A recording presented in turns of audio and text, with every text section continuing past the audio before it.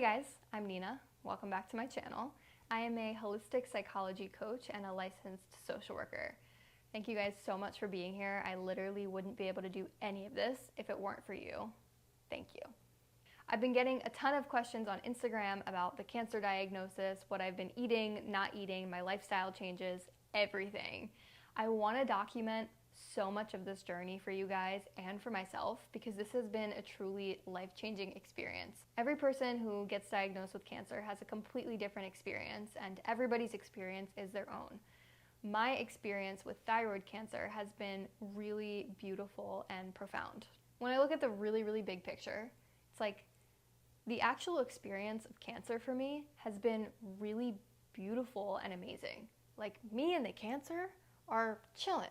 We're learning about each other, we're forming a beautiful relationship, we're healing each other, and I've truly seen it as an opportunity to learn more about myself, connect with myself deeper, and ask myself bigger questions.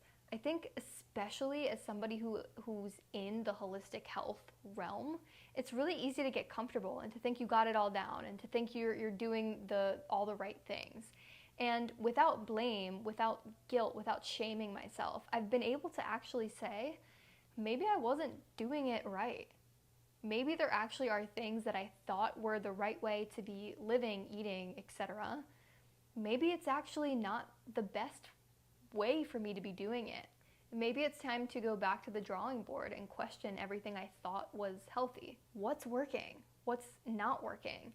What do I want to change? What needs to change? And in the 5 weeks that I've had this whole experience from diagnosis to now, I have grown so much. I'm so grateful for this experience. And while I wouldn't, recommend cancer, I really hope that people can use this as a way to turn inwards and to actually act in ways that benefit them and help them grow. So a brief little summary. I got diagnosed with metastatic papillary thyroid cancer 5 weeks ago. Metastatic meaning it spread to the lymph nodes. It hasn't spread anywhere else, and this is what they call the good cancer. Despite my amazingly great and beautiful experience of this whole cancer thing, it's so dumb when I hear, this is the good cancer, it's a good cancer. Because it's like, all we have to do is take your thyroid out, put you on lifelong meds, and give you radioactive iodine. Maybe, relative to chemotherapy, that's great. That is true. I'm so grateful that I don't have to do chemo. But that in itself is just such a journey, such a huge thing to hear, and so hard to hear, that it doesn't really feel like, oh, thank God it's the good one. The 5-year survival rate for papillary thyroid cancer is, I think, 99.5 or something percent, and the 10-year survival rate is over 90. So that's good news. And it wasn't actually the cancer that changed my life and made me have such a beautiful experience. It was what I was able to learn because of it. And that's what I want to be sharing with all of you. So if you want to follow along with my journey, what I'm learning, what I'm changing, what I'm doing, hit the subscribe button right below. I am thriving right now.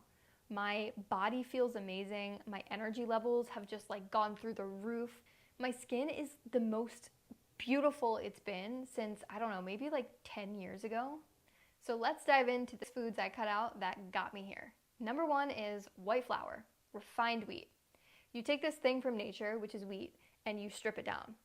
You strip it of the wheat and the germ, and you just have this endosperm, right? And this is not the whole food. This is not what your body knows how to process. So you take this endosperm, which is now flour, and then when you consume it, it doesn't have those vitamins and minerals of the whole food. It's stripped of slow digesting fiber.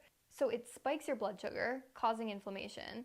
And then if you keep eating it and eating it and eating it, then you get chronic inflammation. And when you have cancer, you don't want things that are going to keep you chronically inflamed.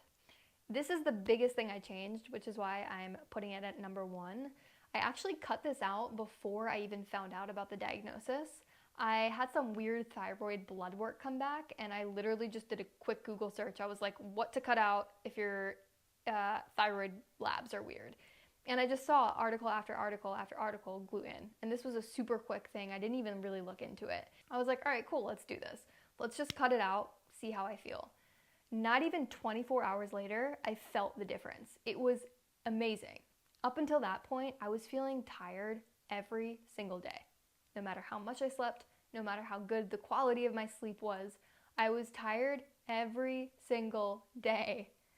And when I cut it out, I immediately felt like I had this new energy. I felt like I went from dragging this body around, like literally dragging like a 900-pound body, like through life every single day, to my workouts becoming lighter, my walks becoming lighter.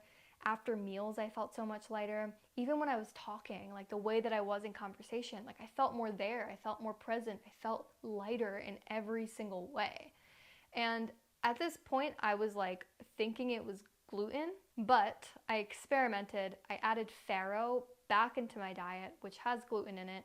Farro didn't bother me at all, which makes me think it might just be the refined foods. So yes, white flour, sorry to tell you, you didn't make it into my anti-cancer diet. Goodbye. Number 2 is cow's milk. Listen, okay, I don't know if I'm lactose intolerant. I never suspected that I would be, but I'm pretty sure somewhere between like 25 and 90% of the world is lactose intolerant. So while I have cancer and I have this like very precious time that I'm taking care of right now, I'm not risking it with, am I lactose intolerant? I'm just gonna, it's going, bye. From what I know, there's 2 different types of like dairy intolerance. So you can be lactose intolerant or you can have a casein intolerance. Lactose is sugar, casein is a protein. And apparently a lot of people who think they're lactose intolerant might actually just be casein intolerant. If you're lactose intolerant, your body doesn't have the enzymes to break down lactose. And if you're casein intolerant, your body struggles to actually break down the protein, casein, found in milk. This causes an immune response, which causes inflammation, and inflammation, it always comes back down to this chronic inflammation if you're chronically consuming these foods. And then when it comes to milk proteins, there's A1 and A2, but we're not going to get into all that because I don't even know if you care. In the future, I will be bringing back in probably A2 milk, maybe. But if somebody really strangled me right now and they said you have to drink a milk, I would be drinking A2, cow's milk, or sheep's milk. But nobody is strangling me, so no milk for me right now. And that includes milk, butter, yogurt, all that stuff. Number 3, refined sugar. You take something like sugarcane from nature and you turn it into sugarcane juice, and then you turn the juice into syrup. And the syrup gets turned into little white crystals, which is the sugar, the white table sugar that you see. Nature did not make sugar. Nature made sugarcane. Nature made honey, fruit, beets, not table sugar. Table sugar is inflammatory, but the sugar in fruits is anti-inflammatory. Because again, seeing the same pattern with every single food group here, sugar on the table is stripped of fiber, vitamins, minerals, antioxidants. Even if you take the fiber away and you make a fresh vegetable juice, a fresh sugarcane juice, a fresh fruit juice, maybe you took the fiber away, but you still have the vitamins, minerals, and antioxidants. When you keep stripping something more and more and more and more, you're losing all the properties of it that were made to give you life, to grow you, heal you. And the body's like, oh my God, what is this? This is too much. This is so confusing, and doesn't know how to process it. So for me, no pastries made with sugar, no dressings, packaged snacks, no drinks that you buy in a can or a bottle, nothing like that. Sugar suppresses the immune system and makes it more susceptible to disease and infection, and I can't afford that right now. Number 4, red meat. No more red meat for me right now. And guys, let me just tell you, this is coming from somebody who was taking raw beef liver shots last year. So it's been a humbling experience, to say the least. I'm not going to sit here and tell you that red meat is bad, that you shouldn't eat it, or how much you should be eating. And meat creates acidity in the body, which creates mucus, and I'm trying to stay alkaline. Even on that topic, there's been a lot of confusing stuff that I've been reading, and that's something I'm going to have to read more on.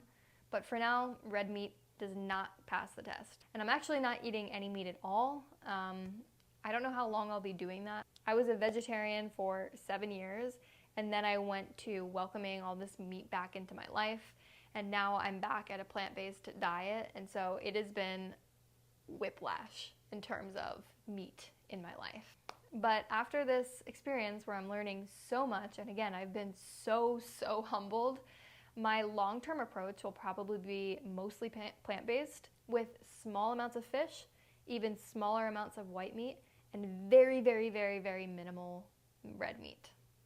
I think the bigger thing for me right now, and not just me, but America as a whole, is if you're constantly eating meat, you're missing out on the space that you could be filling up with cancer-fighting plant food. The American Institute for Cancer Research shows that for every 10-gram increase of fiber in your diet, you improve your survival for cancer diagnosis by 13%. And like 97% of Americans are not consuming enough fiber. And if we have this overly meat-driven diet, or overly processed, not real food-driven diet, we're not getting fiber, and we're also not getting all the other amazing benefits that plant food offers. Red meat, you didn't make it into my anti-cancer diet either. Bye. So that wraps up the main 4 categories of foods I'm not eating. I'm also not eating oils other than extra virgin olive oil. I'm not eating any food additives. I'm not eating pretty much anything that isn't real food right now. If you have any questions or more video requests, put it right in the comments down below. And for one-on-one wellness coaching with me, you can find the link in the description also below.